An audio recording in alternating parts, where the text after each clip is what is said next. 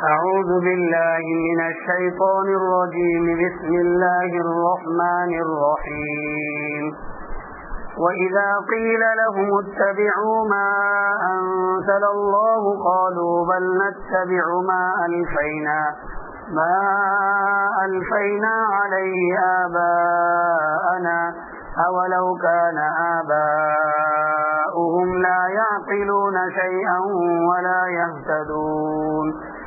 ومثل الذين كفروا كمثل الذي ينعق بما لا يسمع إلا دعاء ونداء صم بكم عمي فهم لا يعقلون. صدق الله العظيم.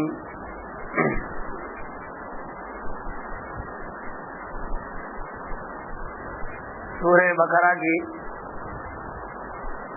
یہ 2 آیتیں ہیں. اس سے پہلے والی آیتوں میں اللہ تبارک و تعالی نے کفار مکہ کے جو عقائد تھے ان باطل عقیدوں کی تردید کی تھی کہ تم اپنے جانب سے حلال کو حرام کر دیتے ہو اور حرام کو حلال کر دیتے ہو. تمہیں اس کا اختیار کس نے دیا؟ حلال چیز کو حرام کرنا یا حرام چیز کو حلال کرنا، اس کا اختیار تو اللہ تبارک و تعالیٰ کو ہے. اس کے علاوہ نہ کسی نبی کو اس کا اختیار ہے اور نہ کسی دوسرے برگزیدہ بندے کو اس کا اختیار ہے، اور دنیا کی کسی مخلوق کو اس کا اختیار نہیں ہے. یہ اختیار اللہ تبارک و تعالیٰ ہی کو ہے، اس کے علاوہ کسی کو نہیں ہے. تو تم اپنے جانب سے عقائدے رچے ہوئے ہو اپنے کہ فلاں فلاں جانور اور فلاں فلاں چیز یہ ہمارے لیے حرام یا ہمارے عورتوں کے لیے حرام. اس طرح سے جو تم نے اپنے ذہنوں کے اندر عقائد کو رچ رکھا ہے، اللہ تبارک و تعالیٰ نے اوپر والی آیتوں کے اندر ان عقائد باطلہ کی تردید کی تھی کہ اس کا اختیار اللہ تبارک و تعالیٰ نے تمہیں دیا نہیں ہے. آگے والی آیتوں میں اللہ تبارک و تعالیٰ ان کفار مکہ کے کچھ اعمال باطلہ کی تردید کر رہے ہیں کہ تمہارا ایک عمل تو یہ ہے کہ تم بغیر سوچے سمجھے اپنے آباء اور اجداد کے طریقے کے مطابق چلتے ہو، اور پھر تم سے یہ کہا جاتا ہے کہ دیکھو تمہارے زمانے کے جو نبی ہے ان کے نبوت کے تمام آثار تمہارے سامنے ظاہر ہو گئے ہیں. ان کے نبی برحق ہونے پر ہزارہ دلیلیں تمہارے سامنے واضح ہو چکی ہے. اب ان پر اللہ تبارک و تعالیٰ نے جن احکامات کو نازل کیا ہے ان احکامات کو تم لازم پکڑو، اس کے مطابق زندگی گزارو، ان احکامات کی اتباع کرو. تو تم یہ کہتے ہو کہ نہیں ہم اس کی اتباع نہیں کریں گے، بلکہ ہم تو اتباع کریں گے ان باتوں کی جن باتوں پر ہمارے آباء اور اجداد پہلے سے چلے آتے رہے ہیں. ہمارے آباء اور اجداد نے جن باتوں کا ہمیں حکم دیا ہے یا جو باتیں وہ کرتے تھے یا ان کے کرتے ہوئے ان کو ہم نے دیکھا ہے، انہی باتوں کو ہم کریں گے، بقیہ اور دیگر چیزوں کو نہیں کریں گے. اس طرح سے تم کہتے ہو. اللہ تبارک و تعالیٰ فرماتے ہیں کیا یہ سمجھداری کی بات ہے؟ ذرا غور تو کرو کہ تمہارے آباء اور اجداد نے جو کام کیا ہے وہ اچھا ہے یا برا ہے. 2 چیزوں میں سے ایک چیز ہو سکتی ہے، سمجھ لو کہ وہ برا ہے. اب جب وہ برا کام کر رہے ہیں تو پھر دیکھو کہ کیا اس برا کام کرنے کے لیے اللہ تبارک و تعالیٰ کی جانب سے ان کو کئی صحیح الفاظ کے ساتھ یہ بات کہی گئی تھی، یعنی ان کے اوپر کوئی کتاب نازل ہوئی تھی یا خاندان میں سے کوئی برگزیدہ بندہ تھا، ان کے جانب اللہ تبارک و تعالیٰ نے فرشتہ بھیج کر ان کے دلوں کے اوپر الہام اور القاء کیا تھا. ایک چیز تو یہ دیکھو. اور نمبر 2، ان صریح الفاظ کے ذریعے سے احکامات کے استنباط کرنے کی طاقت ان میں تھی یا نہیں، یعنی وہ سمجھداری رکھتے تھے کیا نہیں. اگر وہ سمجھداری رکھتے ہو اور ان کے پاس اللہ تبارک و تعالیٰ کی جانب سے احکامات نازل ہوتے ہیں تو یاد رکھنا وہ کبھی بری بات کا حکم کر ہی نہیں سکتے ہیں. ایسا تو ہو ہی نہیں سکتا ہے کبھی. لا محالہ یہی کہنا پڑے گا کہ جب وہ بری باتوں کو اپنے اندر رائج کرتے ہیں تو ان کو عقل نہیں ہے. اور نمبر 2 کہ وہ احکامات کو استعمال کرے. اور نمبر 2 نہ ان کے پاس کوئی کتاب آئے ہیں، یعنی جن باتوں کا وہ حکم کر رہے ہیں نہ وہ کتاب سے تعلق رکھنے والے ہیں اور نہ سمجھداری سے تعلق رکھنے والے ہیں. جب تمہارے باپ اور دادا، تمہارے آبا اور اجداد ایسے کام کرے جن کا تعلق نہ عقل کے سمجھداری سے ہو اور نہ کتاب سے وابستہ ہو، تو کیا تم ایسے آبا اور اجداد کی پیروی کرو گے؟ انہوں نے جو بات کہے ان کے اوپر تم کار فرما رہو گے؟ اللہ تبارک و تعالیٰ کے صریح باتوں کو چھوڑ کر اللہ تبارک و تعالیٰ نے اس طرح سے تردید کی ہے ان لوگوں کے ان اعمال کہ باپ دادا کی اتباع تم اس طرح سے نہیں کرنا چاہیے. ان میں سمجھداری ہو، ان کا تعلق کتاب سے ہو اور قرآن یا کوئی ان کے پاس جو کتاب ہے آسمانی اس سے ہو تو بات الگ ہے. کفار مکہ سے پوچھا جاتا تھا، جیسے کہ اللہ تبارک و تعالیٰ نے قرآن کریم کے اندر ایک آیت نازل کی ہے، اس میں اللہ تبارک و تعالیٰ فرماتے ہیں وَإِذَا فَعَلُوا فَاحِشَةً، جب یہ کفار مکہ کوئی برا کام کرتے تھے، فَعَلُوا فَاحِشَةً، جب کوئی برا کام کرتے تھے، فحش کام کرتے تھے، بے حیائی کا کام کرتے تھے، تو ان کو کہا جاتا تھا کہ بھائی ایسا غلط کام کیوں کر رہے ہو، یہ فحش کام کیوں کر رہے ہو. مثال کے طور پر کسی مقبرے پر جا کر سر جھکاتے ہیں، سجدہ کرتے ہیں، اللہ کو چھوڑ کر کسی سے منتیں مانگتے ہیں، اللہ کو چھوڑ کر کسی سے بیٹے یا بیٹیاں مانتے ہیں، یا اللہ تبارک و تعالیٰ کے ساتھ کسی کو شریک کرتے ہیں. ایسا کام جب وہ کرتے تھے برا اور فحش کام، تو پوچھا جاتا تھا کہ بھائی تم ایسا کام کیوں کرتے ہو؟ تو کہتے تھے قالوا وجدنا آباءنا علیہا، ہم نے اپنے آبا اور اجداد کو یہ چیزیں کرتے ہوئے دیکھا ہے اور اسی پر ہم نے اپنے آبا اور اجداد کو پایا ہے. پھر ان کو کہا جاتا تھا کہ کیا تمہارے آبا اور اجداد اگر برا کام کرتے ہو اور اپنے جانب سے کر رہے ہو تو تم اس کے اوپر عمل کرو گے؟ تو کہتے تھے واللہ امرنا بیا، ایسا نہیں، اللہ نے اس کا حکم ہمیں دیا ہے کہ تم اپنے آبا اور اجداد کی اتباع کرو. اب دیکھو، ایک تو برا کام کر رہے ہیں اور اوپر اللہ تبارک و تعالیٰ پر ایک جھوٹ بات گھڑ رہے ہیں کہ اللہ نے ہم کو اس کا حکم دیا ہے. اللہ تبارک و تعالیٰ ان کی تردید کر رہے ہیں جناب محمد الرسول اللہ صلی اللہ علیہ وسلم کی زبانی یہ کہہ رہے کہ قل ان اللہ لا یأمر بالفحشاء، اے محمد صلی اللہ علیہ وسلم آپ کہہ دیجئے ان لوگوں کو کہ اللہ تبارک و تعالیٰ فحش، بے حیائی اور برائی کے کاموں کا کبھی حکم نہیں کرتے ہیں. لا یأمر بالفحشاء. پھر اللہ تعالیٰ فرماتے ہیں اتقولون علی اللہ ما لا تعلمون، اے لوگوں کیا تم اللہ پر ایسی بات کہو گے، اللہ پر ایسا بہتان باندھو گے کہ جس کو تم خود نہیں جانتے ہو. لا تعلمون، جس کی دلیل تمہارے پاس موجود نہیں ہو، تم خود نہیں جانتے ہو کہ اللہ نے کہا ہے اس بات کو، اور ایسے ہی بغیر کہے بغیر جانے تم اللہ پر اس طرح سے جھوٹ باندھو گے، کتنی بری بات ہے. اللہ تبارک و تعالیٰ نے فرمایا کہ اللہ نے یہ بات نہیں کہی، اور تم جو اللہ کے جانب چیزوں کو منسوخ کر رہے ہو یہ تم اللہ پر بہتان باندھ رہے ہو. تو تم کتنے گھٹیا کاموں کے اندر مبتلا ہو گئے ہو، اپنے آپ کو تم نے کتنا گھٹیا بنایا ہے. اللہ تبارک و تعالیٰ نے ان آیتوں کے اندر اسی بات کو بیان کیا ہے کہ دیکھو کہ جب تم سے یہ کہا جائے کہ محمد صلی اللہ علیہ وسلم جو احکام لے کر آئے ہیں उन अहकाम की इत्तिबा करो तो तुमको चाहिए कि मोहम्मद सल्लल्लाहु अलैहि वसल्लम के लाए हुए उन अहकाम के ऊपर कार फरमा हो जाए, उसकी इत्तिबा की जाए, इसलिए कि मोहम्मद सल्लल्लाहु अलैहि वसल्लम नबी बरहक है, उनके ऊपर उतरने वाले अहकाम ये अल्लाह के जानिब से बरहक है, तो तुमको उसकी इत्तिबा करनी चाहिए।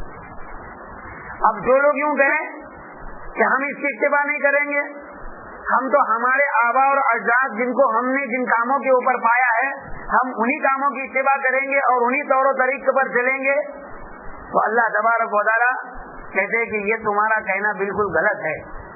अल्लाह ताला सवाली अंदाज में कहते क्या तुम्हारे आबा और अजदाद समझदारी न रखते हो और वो राह हक पर भी न हो, यानी समझदारी न रखते हो और वो हिदायत पर भी ना हो, तब भी तुम उनकी इत्तिबा करोगे?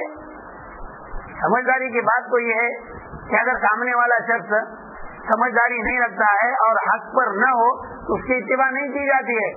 जो हक पर हो उसकी इत्तिबा की जाती है और जिसमें समझदारी हो उसकी इत्तिबा की जाती है।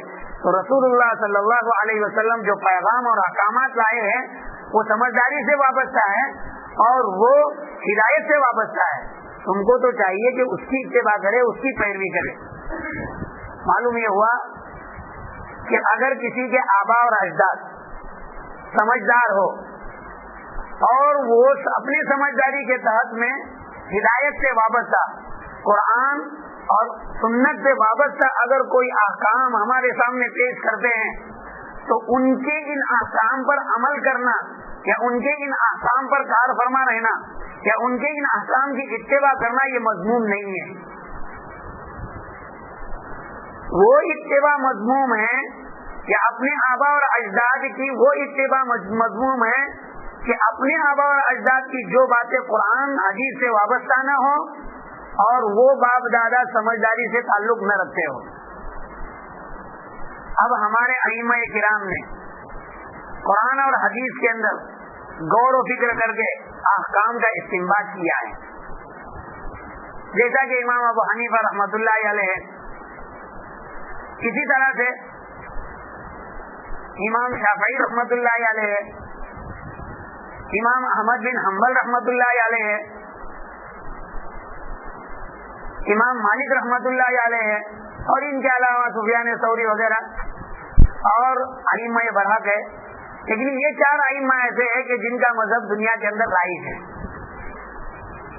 अब इन्होंने जिन बातों को कहा है वो बातें कैसी है? क्या वो बातें इसी वईद के जुमरे में दाखिल होती है या हम जो इत्तिबा करते हैं वो इत्तिबा कुरान करीम के इस वईद में दाखिल होता है? मैं यही बात इसलिए कह रहा हूं कि बाज लोग हम जिन अइम्मा का इत्तिबा करते हैं उनके इत्तिबा के मजम्मत के ऊपर इन आयतों को पढ़कर हमें जो है उनके इत्तिबा से बदन करते हैं। हालांकि इस कुरान करीम की आयत में अल्लाह तबारक व तआला ने उन आबा और अजदाद के इत्तिबा को मज़मूम करार दिया है कि जिनका तौर और तरीक बेहयाई वाला है, बुराई वाला है, फौश है।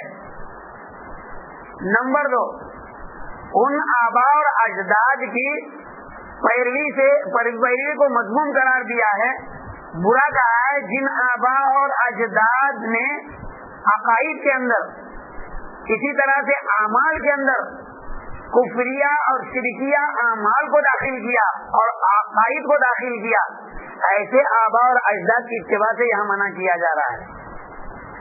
इससे ये बात भी मालूम हो गई कि जिन आबा और अजदाद के अकाईद हक्का हो और उनके आमाल सालिहा हो। नंबर 2, जिन बातों का वो हुक्म कर रहे हैं वो बातें फौश ना हो, बेहयाई और बुराई वाले ना हो, बल्कि वो हक बातें हो, अच्छी बातें हो और उन आबा और अजदाद में 2 चीजें पाई जाती हो, वो राह हक पर बिल्कुल गामजन हो और अक्ल समझदारी से उन्होंने काम लिया हो, यानी कुरान के सही अल्फाज और अहादीस के सही अल्फाज से अहकाम को मुस्तम्मत कर लोगों के सामने अगर पेश किया है तो ऐसे अइम्मा और ऐसे हमारे आबा और अजदाद की जो इत्तिबा हम करते हैं اس اتباع کا تعلق اس قرآن کے آیت کے ساتھ نہیں ہے. اس لیے کوئی اگر ہمارے سامنے آیت پڑھ کر ہمارے اتباع کو مذموم قرار دیتا ہے تو ہم کہیں گے کہ تیری عقل ہی مذموم ہے، اس لیے کہ تو خود اس آیت کے مفہوم اور معنی کو نہیں سمجھ سکا ہے. اللہ تبارک و تعالیٰ نے ان عقائد کی پیروی کو مذموم قرار دیا ہے جو واضح عقائد ہے، اور ان لوگوں کے پیروی کو مذموم قرار دیا ہے جن کا عقل سے کوئی تعلق نہیں اور ہدایت اور رہایابی سے کوئی تعلق نہیں ہے. تو اللہ تبارک و تعالیٰ ان لوگوں کی تردید کر رہے ہیں. اس سے معلوم ہوگا کہ نیک لوگوں کی اتباع کرنا یہ مذموم نہیں ہے. کیا قرآن کریم کے اندر اس طرح کی صراحت ملتی ہے ہمیں؟ حضرت یوسف علیہ السلام کے واقعے میں بالکل صراحت کے ساتھ یہ بات ملتی ہے. حضرت یوسف علیہ السلام نے اپنے قوم سے یہ بات کی، انی ترکت ملت قوم لا یؤمنون باللہ وهم بالآخرۃ هم کافرون. حضرت یوسف علیہ السلام کو زلیخا کے ساتھ ہونے والے ایک واقعے کے ماتحت جیل کے اندر بھیجا گیا. حضرت یوسف علیہ السلام کے ساتھ کچھ اور قیدی بھی جیل کے اندر تھے. حضرت یوسف علیہ السلام اللہ کے نبی تھے. آپ کو پیغمبرانہ حیثیت سے دعوت کا مکلف بنایا گیا تھا کہ لوگوں کو عقائد باطلہ سے ہٹا کر عقائد حقہ پر گامزن کرنا اور اعمال صالحہ کی تلقین کرنا، یہ آپ کا مشن تھا. تمام انبیاء علیہ السلام کا یہی مشن رہی ہے. اللہ تبارک و تعالیٰ کی حکم کو آپ جیل کے اندر بجا لا رہے ہیں، اور جو آپ کے ساتھ جو قیدی تھے، جو عقائد باطلہ کے اندر ملوث تھے، ان کے سامنے آپ عقائد حقہ کو اور اللہ تبارک و تعالیٰ کی وحدانیت کو پیش کرنے کے لیے ایک مضمون پیش کر رہے ہیں. قیدیوں کے سامنے یہ بات بیان کر رہے ہیں، اے لوگو، ارباب متفرقون خیر ام اللہ الواحد القہار. ذرا یہ تو بتلاؤ مجھے، کیا ایک اللہ بہت سے خدا بہتر ہے یا ایک اللہ بہتر ہے؟ یعنی ہم جو بہت سے معبودوں کو مانتے ہیں تو بہت سے معبودوں کو معبود ماننا بہتر ہے یا صرف ایک اللہ کو معبود ماننا بہتر ہے؟ اس لیے کہ بہت سے معبودوں کو اگر ہم نے معبود مان لیا تو کس کی عبادت کریں گے؟ سمجھو 3 نام ہم اپنے جانب سے متعین کر دیتے ہیں، محبوب سبحانی، خواجہ غریب نواز، اور ایک اپنے جانب سے خواجہ بلال. اب خواجہ غریب نواز کی جب ہم پیروی کریں گے تو 2 تو ناراض ہو جائیں گے، وہ کہیں گے کہ ہم کو کیوں نہیں مانا، ہمارے کام نے کیوں سر نہیں جھکایا. اگر ان دو، اس لیے کہ بندہ ایک ساتھ تینوں کی عبادت تو نہیں کر سکتا ہے، کرے گا تو کسی ایک کی عبادت کرے گا. اب جب دوسرے کی عبادت کرے گا تو دوسرے 2 ناراض ہوں گے، اور تیسرے کی اگر عبادت کرے گا تو پہلے 2 ناراض ہوں گے، تو گڑبڑ والا معاملہ ہوگا. اس لیے ایک اللہ ہے، اس کی عبادت کرنا اچھا ہے، یا یہ کہ بہت سے معبودوں کو اپنی جانب سے گھڑ لینا اور ان کی عبادت کرنا اچھا ہے؟ ارباب متفرقون خیر ام اللہ الواحد القہار. یہ بہت سے معبودوں کو معبود بنا کر ان کی عبادت کرنا بہتر ہے یا صرف ایک اللہ؟ جو ایک اللہ ام اللہ الواحد القہار، جو تمام چیزوں پر غلبہ پائے ہوئے، ساری چیزیں اس کے قبضے قدرت میں ہیں، اس اللہ کی عبادت کرنا بہتر ہے. یہ انہوں نے مضمون لوگوں کے سامنے پیش کیا ہے. اب لوگ ظاہر سے کہیں گے کہ آپ کا کیا کام ہے، آپ کیا کرتے ہیں، ذرا وہ تو بتلائے. تو لوگوں کے سامنے کہتے انی ترکت ملت قوم لا یؤمنون باللہ وهم بالآخرۃ هم کافرون. یوسف علیہ السلام ان لوگوں کے سامنے دعوت حق پیش کر رہے ہیں کہ اے لوگوں، میں نے اپنی اس قوم کو جو اللہ پر ایمان نہیں رکھتی ہے اور وہ آخرت کے انکار کرنے والے ہیں، میں نے ان کو تو چھوڑ دیا ہے، ان سے تو عادت برداری کر ڈالی ہے. کیوں؟ اس لیے کہ مقصود کو بھول چکی ہے. اللہ پر جو ایمان نہیں لاتی ہے، ایک معبود کو جو نہیں مانتی ہے، اور مرنے کے بعد جس معبود کے پاس جا کر کھڑا رہنا ہے اور اس کو ساری چیزوں کا حساب دینا ہے، اس کو اگر اس چیز کو اگر وہ بھول گئی ہے، مقصد کو اگر بھول گئی ہے، تو اس قوم کے ساتھ کیسے رہنا؟ उस कौम के साथ कैसे जिंदगी बरतना, उस कौम से तो हमने दस्तबरदारी की है, हम बिल्कुल उस कौम को छोड़ चुके हैं। अच्छा तो फिर काय को मानते हो तुम? तो कहते वत्तबअतु मिल्लत आबाई इब्राहीम व इसहाक व याकूब। हजरत यूसुफ अलैहिस्सलातु वस्सलाम कह रहे हैं कि मैं तो इत्तिबा करता हूं अपने आबा और अजदाद की। आबा और अजदाद में कौन?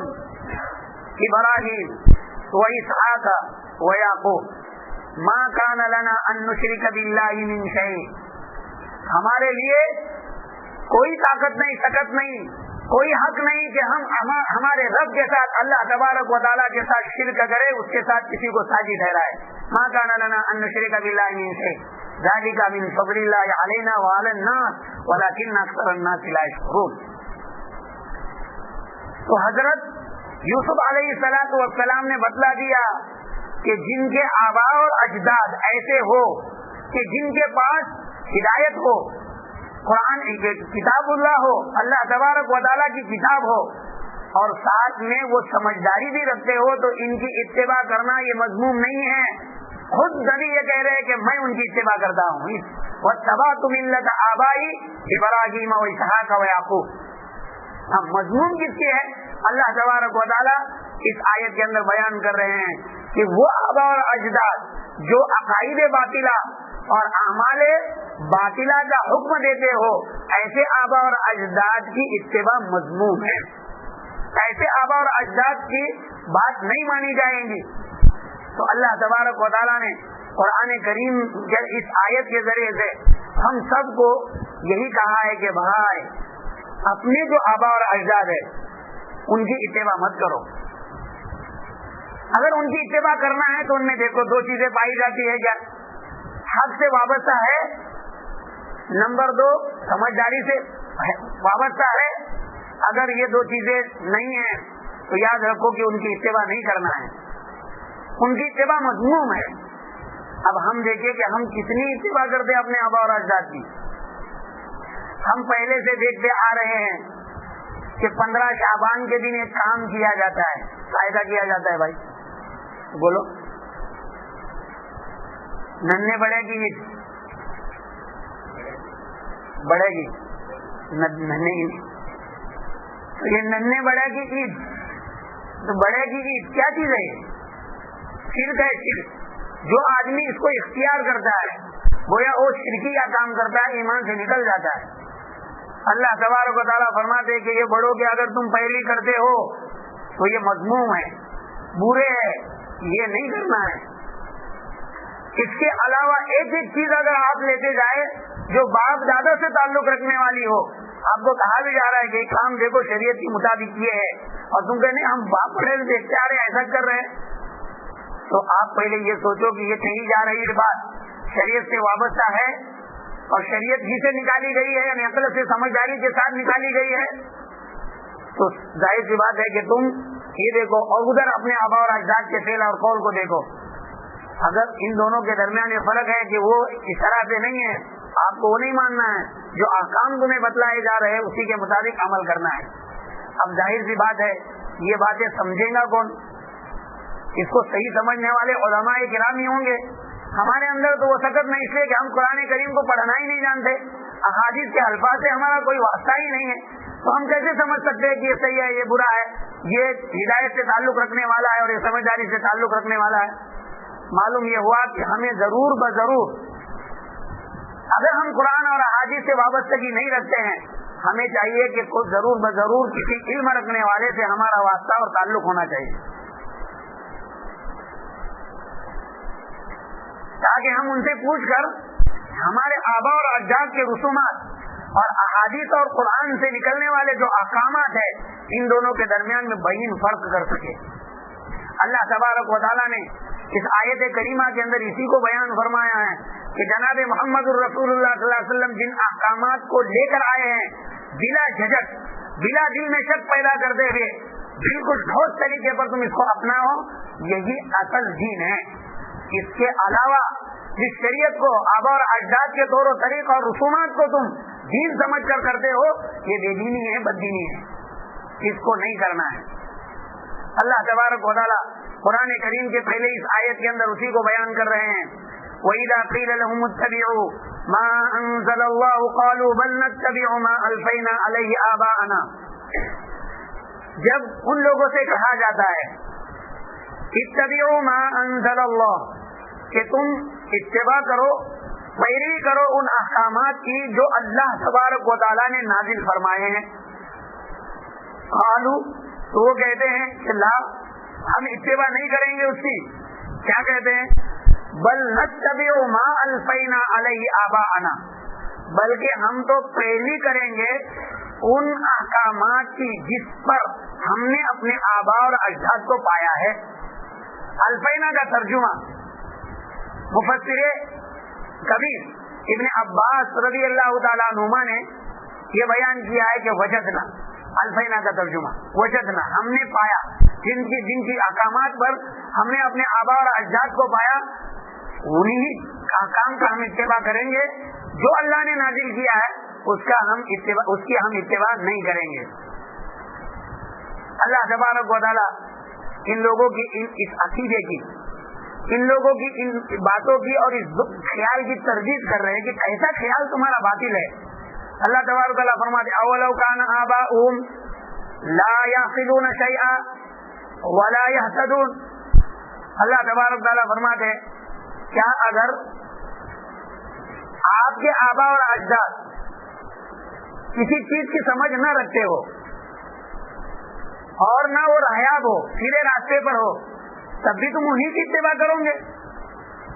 یہ کیسی بدعقیدگی ہے، یہ کیسی بری بات ہے کہ ایک آدمی کو تم خود گمراہ سمجھ رہے ہو اور یہ سمجھ رہے ہو کہ اس میں کوئی سمجھداری نہیں ہے، پھر تم اسی کی اتباع کر رہے ہو. دنیا میں تم سے بے پڑھ کر بیوقوف کون ہوگا؟ آپ ایک شخصوں کو کہہ رہے کہ بالکل یہ پاگل ہے، اور یہ کہہ رہے کہ یہ پاگل ہونے کی حیثیت سے اس میں کوئی ہدایت یعنی رہنمائی اسلام کی کوئی چاشنی، اسلام کی کوئی روشنی کا نام و نشان بھی نہیں، اور پھر وہ جیسا کر رہا ہے ویسی حرکتیں کر رہے ہیں، راستے سے چل رہے پتھر اٹھا رہے، وہ جس طرح سے کسی آدمی کو مارتا ہے تم بھی مارو. کہہ تو رہے کہ یہ پاگل ہے اور پھر اسی کی طرح حرکتیں کہہ رہے ہو، تو تم دونوں میں فرق کیا ہوا؟ لوگ وجہ اس کو پاگل کرنے کہ آپ کو مہا پاگل کہیں گے. آپ کے مہا پاگل کہنے میں یا اس طرح سے جملہ کہنے میں آپ کو کچھ شک ہو رہا ہے تو آپ تیسرے اس کے اوپر کے ہو جائیں گے، کیونکہ اس کے مہا پاگل کہنے میں کیا شک ہے؟ وہ تو بیچارہ اپنے غیر اختیاری فعل سے مجبور ہے، اس لیے کہ اس کے اندر تو پہلے ہی سے سمجھداری نہیں، اس لیے وہ کر رہا ہے. سمجھداری کے بعد آپ کر رہے ہیں تو آپ تو مہا پاگل ہو گئے. اب جو آدمی سمجھداری کے ساتھ ایسے افعال کرنے والے کو مہا پاگل کہہ رہا ہے اور اس کے سمجھنے میں آپ کو تردد ہے تو آپ تو اس کے اوپر کے ہو جائیں گے. باہر گئے اللہ تبارک و تعالیٰ جناب محمد الرسول اللہ صلی اللہ علیہ وسلم کی زبانی یہ کہلوا رہے ہیں کہ وہ اگر کسی چیز کی سمجھداری نہ رکھتے ہو اور راہیاب بھی نہ ہو، سیدھے راستے پر بھی نہ ہو، تو کیا انہی کی اتباع کرو گے؟ مطلب اللہ تبارک و تعالیٰ نے اولو نے حمزہ استفہام جو بیان کیا ہے یہ انکار کے لیے ہے. اللہ تعالیٰ نے اس طرح سے جو جملہ کیا کہا ہے وہ انکار کر رہے ہیں اللہ تبارک و تعالیٰ کہ اے لوگوں ایسا مت کرو، اگر ان میں سمجھداری نہیں ہے اور وہ راہیاب نہیں ہے تو تم ان کی پیروی مت کرو. اللہ تبارک و تعالیٰ اس کے اندر بیان کر رہے ہیں. مفسرین کرام نے اس حمزے کو حمزہ استفہام انکاری مانا ہے. بعض وقت سوال کیا جاتا ہے، سوالی جملے سے سامنے والے کو جو تنبیہ کی جاتی ہے مطلب یہ ہوتا ہے کہ ایسا مت کرو. جیسا کہ ایک بچہ ہے اور اس بچے کو کسی اپنے چاہنے والے نے پیسے دے دیا اور اس بچے نے اس پیسے کو لے لیا. ہم کیا کہتے ہیں؟ ارے کیا تم نے رسید کے پیسے لیے؟ کیا ہم نے جو کیا کا جملہ کہا ہے یہ استفہام ہے. کیا تم نے رسید کے پیسے لیے؟ تو مطلب کیا ہوتا ہے؟ رسید کے پیسے کیوں لیے؟ تم کو لینا نہیں چاہیے تھا، مت لو. اس طرح سے بغیر پوچھے تم مت کام کرو. مقصد یہ ہوتا ہے. ہم نے صراحت سے یہ نہیں کہا کہ تم اس کے پیسے مت لو، یوں نہیں کہا، بلکہ ہم نے سوالیہ جملے میں کیا تم نے رسید کے پیسے لیے؟ اللہ تبارک و تعالیٰ یہی فرما رہے کیا اگر تمہارے آبا اور اجداد سمجھداری نہ رکھتے ہو، عقل نہ رکھتے ہو اور حیات بھی نہ ہو تب بھی تم انہی کی اتباع کرو گے؟ مطلب کیا ہے کہ اگر وہ سمجھداری نہ رکھتے ہو، راہیاب نہ ہو تو ان کی اتباع مت کرو. اللہ تبارک و تعالیٰ نے قرآن کریم کے اندر بڑے پیارے انداز سے ہم اللہ کی مخلوق کو اللہ تبارک و تعالیٰ نے سمجھایا ہے کہ تم رسول اللہ صلی اللہ علیہ وسلم نے لائے ہوئے جو احکامات ہے ان احکامات پر عمل کرو، اور جناب محمد الرسول اللہ صلی اللہ علیہ وسلم نے جن چیزوں سے بچنے کے لیے کہا ہے ان سے بچو، اور اپنے آبا اور اجداد کے باتوں کو بالکل توجہ کی جانب بالکل توجہ مت دو۔ قرآن کریم کے اندر ایک جگہ اور اللہ تبارک و تعالیٰ فرماتے ہیں، خود جناب رسول اللہ صلی اللہ علیہ وسلم سے کہہ رہے ہیں وَاتَّبِعْ سَبِيلَ مَنْ أَنَابَ إِلَيَّ، کہ تم پیروی کرو ان لوگوں کے راستے کی، وَاتَّبِعْ سَبِيلَ مَنْ أَنَابَ إِلَيَّ، تم پیروی کرو ان لوگوں کے راستے کی جو اللہ تبارک و تعالیٰ کی جانب رجوع ہو چکے ہیں۔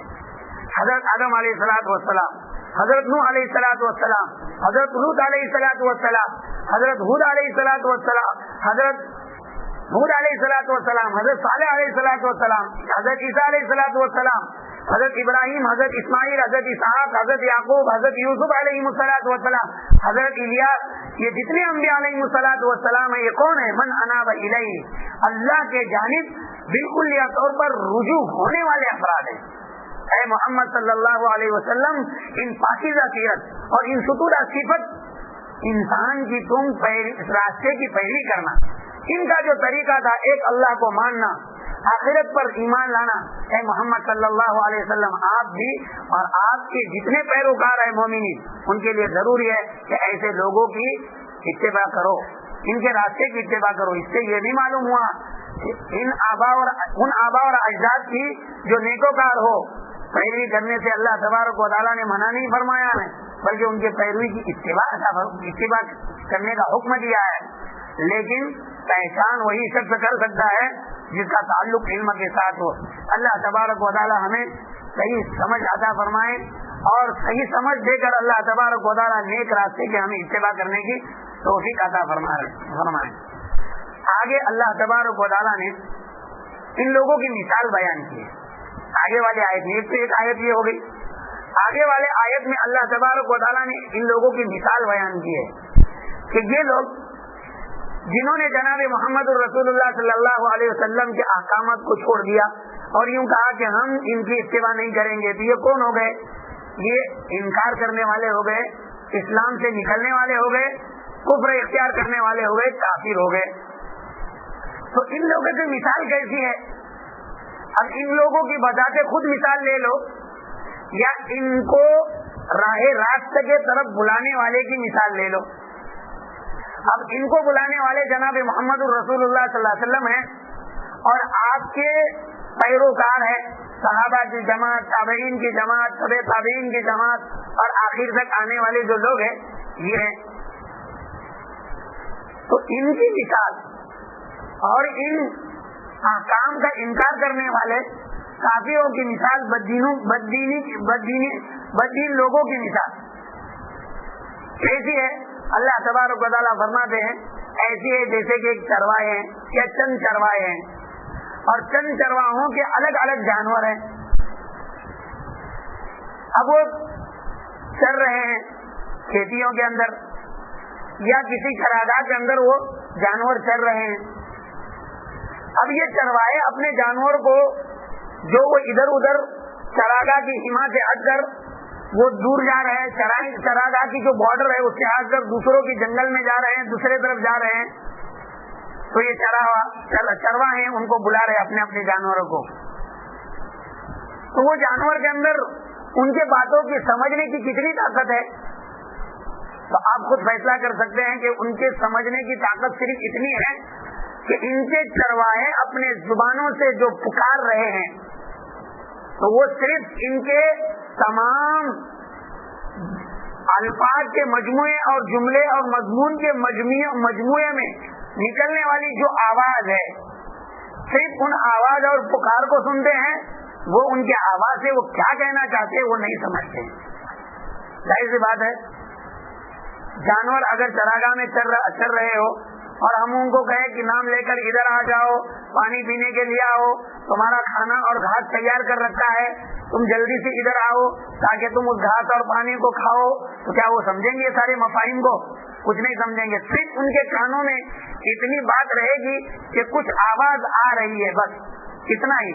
तो पुकार और आवाज के अलावा, चीख को चिल्लाने के अलावा और किसी चीज को वो नहीं सुनेंगे। अल्लाह तबारक व तआला फरमाते हैं कि बस ऐसी ही मिसाल है इन काफिरों की, कि इन काफिरों को जो जहन्नम की तरफ जा रहे हैं, एक दाई कबीर और उनके पैरोकार जो उनको बुला रहे हैं, लेकिन अल्लाह तबारक व तआला ने उनकी अक्ल को सल्ब कर दिया है। उनके कानों की समाज, जो सुनने की कैफियत होती है, कान है लेकिन सुनने की जो कैफियत होती है उसको सल्ब कर दिया है, और जुबान के अंदर बोलने की जो कैफियत होती है अल्लाह ने उसको सल्ब कर दिया है। तो बस ये बुलाने वाला जब उनको पुकारता है तो उनके इस पुकार का मफहूम सिर्फ उनके नजदीक चीखना और चिल्लाना, आवाज और पुकार, उसके अलावा और कोई मफहूम के समझदारी से ताल्लुक नहीं है। वो अल्लाह तबारक व तआला फरमाते हैं कि ये काफिर, इनकी मिसाल उन चरागाह में चरने वाले जानवरों की तरह है। जिस तरह वो चरागाह में चरने वाले जानवर अपने दुनिया से रिस्क और रोजी को हासिल करने का तरीका और उससे वाबस्ता चीजें जितने उसकी ही समझदारी रखते हैं, उसके अलावा जिगर और चीजों से उनका कोई वास्ता और ताल्लुक नहीं है, ऐसे ही ये लोग जिन्होंने कुफ्र इख्तियार कर रखा है, अल्लाह और उसके रसूल के अहकामात का इनकार कर रखा है, उन्होंने अपनी दुनियादारी में अपने गिज़ा से वाबस्ता रखने वाली जो चीजें हैं सिर्फ उसी की समझदारी रखते हैं। उसके अलावा अगर कोई बात उनके सामने कही जाए तो वो उसके समझने की ताकत नहीं रखते हैं। अल्लाह तबारक व तआला ऐसे लोगों की जो बुरे अकाईद से वाबस्ता है, ये कह रहे कि ये दुनिया के अंदर बज़ाहिर तुम्हें इंसान नजर आ रहे हैं, लेकिन ये इंसान नहीं है, ये जानवर है। जानवर और इनके दरमियान में कोई फर्क नहीं है। बज़ाहिर आपको लग रहा है कि इनको 2 पैर है, उनको 4 पैर है, वो जो है तो झुक कर खाते हैं और इंसान बैठ कर खा रहा है, इतना तो फर्क बज़ाहिर लगेगा, लेकिन उखरवी एतबार से अगर देखा जाएगा वो जानवर अफजल है, इसलिए कि उनको तो अल्लाह ताला मिट्टी बनाकर खत्म कर देंगे, लेकिन इसको तो जहन्नम में जलना पड़ेगा। दुनिया में जिस तरह से और जानवर अपने रोजी रोटी के पीछे सुबह से लेकर शाम तक दौड़ते रहते हैं, जंगलों में चरागाह में फिरते रहते हैं, ये लोग भी दुनिया के अंदर एक दुकान से 2 दुकान और अपनी इसी तरह से रोजी की तलाश में लगे, दीन से इनको कोई वास्ता नहीं है। अल्लाह तबारक व तआला ने आगे वाले आयतों में इस तरह मिसाल देकर समझाया है कि देखो ऐसे लोग जिनकी जिंदगी एक जानवर और हैवान से वाबस्ता हो, ऐसे लोगों की इत्तिबा की जा सकती है, उनकी बातों को माना जा सकता है। अल्लाह तबारक व तआला ने इस तरह से इंसान के सामने इन बातों को खोल खोल कर समझाया है। बाद लोगों ने आगे वाले इस आयत का मफहूम ये बयान किया है कि ये जो काफिर लोग हैं, ये अपने गुमान के मुताबिक कुछ माबूदों को मुतय्यन करते हैं और उनको पुकारते हैं, यानी उनके सामने जाकर अपनी मन्नतों को मानते हैं, अपनी दिली मुरादों को उनके सामने जाहिर करते हैं और फिर दीगर और चीजें उनसे वाबस्ता करते हैं और अपनी सारी जिंदगी का निचोड़ उनको समझते हैं। अल्लाह तबारक व तआला फरमाते हैं कि उन माबूदों की मिसाल और इन पुकारने वालों की मिसाल ऐसी है जैसे चरवाहा और जानवरों की तरह। बल्कि जानवर जरा अच्छे तो वो तो कुछ सुन रहे हैं कि आवाज उनके कानों में आ रही है, लेकिन ये लोग जिनसे पुकार वगैरह कर रहे हैं वो तो ऐसे हैं कि न वो सुन सकते हैं, न वो जान सकते हैं, न उनको कोई खबर है। लिहाजा ये दोनों के दोनों भी कमजोर है। ज़ौफ़त तालिब वल मतलूब, तालिब भी कमजोर, मतलूब भी कमजोर। तालिब कमजोर इसलिए कि ऐसे को मतलूब बनाया है जिसके अंदर मतलूब बनने की सलाहियत नहीं है, इसलिए तालिब कमजोर, और मतलूब तो कमजोर ही है कि वो कुछ अपने अंदर सलाहियत रखता ही नहीं है। वो ये अल्लाह तबारक व तआला ने आगे वाले आयतों के अंदर मिसाल दी है उन काफिरों की, और काफिर लोग जिनकी पूजा करते हैं उनकी। किसके साथ? एक चरवाहे के साथ, और वो चरवाहे जो जानवर चराता है उन जानवरों के साथ।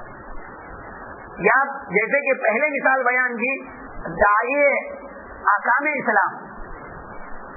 इस्लाम के तरफ दावत देने वाले शख्स की मिसाल, और जिनको बुलाया जा रहा है जो अहकाम का इनकार करने वाले, उनकी मिसाल ऐसी है जैसे एक चरवाहा और जानवरों की तरह।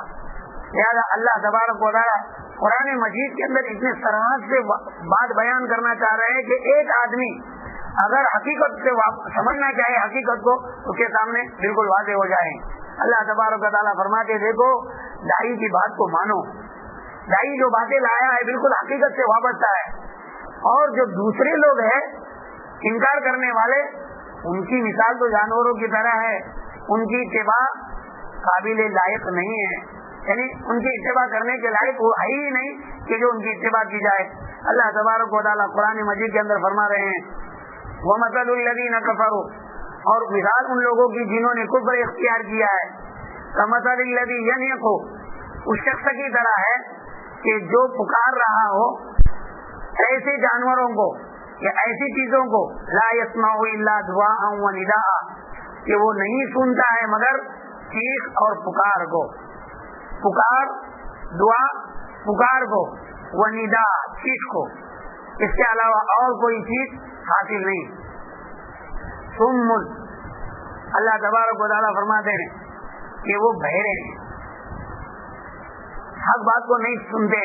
اگر بہرے کا مطلب کیا, ان کو تو کان ہوتے ہیں, وہ سنتے بھی ہے.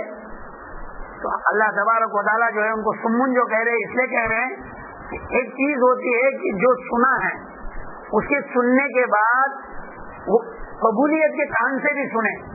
ایک ہے سننا اور ایک ہے قبولیت کے کان سے سننا. جیسا کہ ہم کئی دنوں سے تفسیر سن رہے ہیں اور اس کے اندر اچھی سے اچھی باتیں آ رہی ہے, لیکن عمل کے اعتبار سے ہم اس سے کورے ہیں. لہٰذا ہم بھی سن رہے ہیں لیکن سیمائے قبول جو ہے وہ ہمارے پاس نہیں ہے. اللہ تبارک و تعالیٰ فرماتے ہیں کہ یہ لوگ بھی ایسے ہیں کہ ان کے سامنے احکامات بیان کیے جا رہے ہیں, وہ سن بھی رہے ہیں, باوجود ہے کہ سیمائے قبول سے نہیں سنتے اور اس کا انکار کر دیتے. ہم انکار تو نہیں کرتے ہیں, سنتے ضرور ہے لیکن عمل نہیں کرتے, انکار نہیں کرتے, لیکن وہ انکار کرتے ہیں. اللہ تعالیٰ فرماتے سمن, یہ بہرے ہیں, بکمن, یہ گونگے ہیں, حق بات کو بولتے نہیں ہیں, عمیون, آندھے ہیں, حق بات کو دیکھتے نہیں ہیں. آگے اللہ تبارک تعالیٰ فرماتے ہیں فہم لا یعقلون, اور یہ لوگ سمجھتے بھی نہیں ہیں.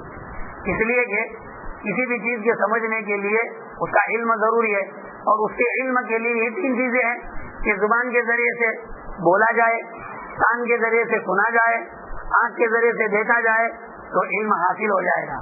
دیکھ نہیں سکتے تو سن لے تاکہ علم آ جائے, پھر اس طرح سن نہیں سکتے تو پڑھ لے تاکہ علم آ جائے, اور یہ دونوں بھی نہیں ہے تو کسی کے ساتھ گفتگو کر لے تاکہ گفتگو کے ذریعے سے کچھ بات حاصل ہو جائے. ایسا تو بہت کم ہوتا ہے کہ جس کو کان آنکھ نہ ہو اور صرف وہ بولتا ہو, ایسا زیادہ نہیں ہوتا ہے. لہٰذا جس کو کان ہوتے ہیں وہی بولنے والا جو ہوتا ہے تو وہ بول کر بحث و مباحثہ کر جو ہے وہ علم حاصل کر لے. ایک آدمی آندھا ہے, اب تو وہ بحث و مباحثہ کرے سامنے والوں کے ساتھ اور علم حاصل کر لے.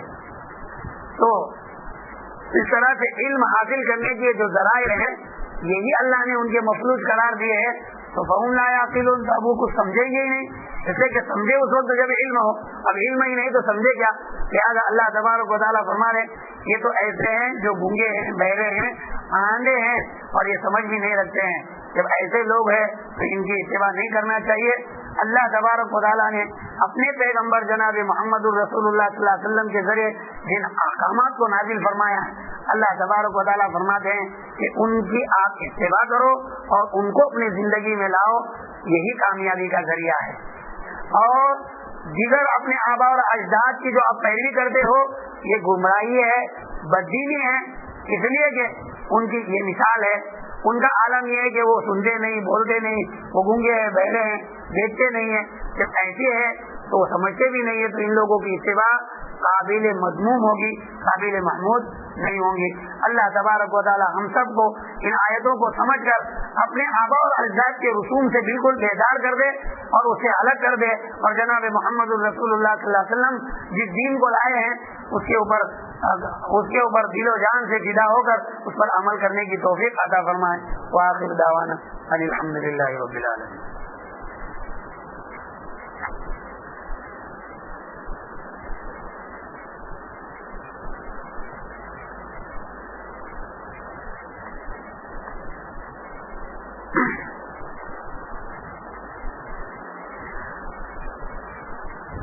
اللهم لك الحمد كله ولك الشكر كله ولك الملك كله وإليك يرجع الأمر كله اللهم لا احصي ثناء عليك انت كما اثنيت على نفسك اللهم صل على محمد وعلى ال محمد كما صليت على ابراهيم وعلى ال ابراهيم انك حميد مجيد اللهم بارك على محمد وعلى ال محمد كما باركت على ابراهيم وعلى ال ابراهيم انك حميد مجيد ظلمنا انفسنا وان لم تغفر لنا وترحمنا لنكونن من الخاسرين رب اجعلني مقيم الصلاة ومن ذريتي ربنا وتقبل دعاء ربنا اغفر لي ولوالدي وللمؤمنين يوم يقوم الحساب ربنا اغفر لنا ولإخواننا الذين سبقونا بالإيمان ولا تجعل في قلوبنا غلا للذين آمنوا ربنا إنك رؤوف رحيم. اے اللہ ہمارے گناہوں کو معاف فرما، خطاؤں کو درگزر فرما. اے پاک پروردگار تیرے علاوہ کوئی آقا نہیں جو ہمارے گناہوں کو معاف فرمائے. اے اللہ تو اپنا فضل فرما کر ہم سب کے سب گناہوں کو معاف فرما دے.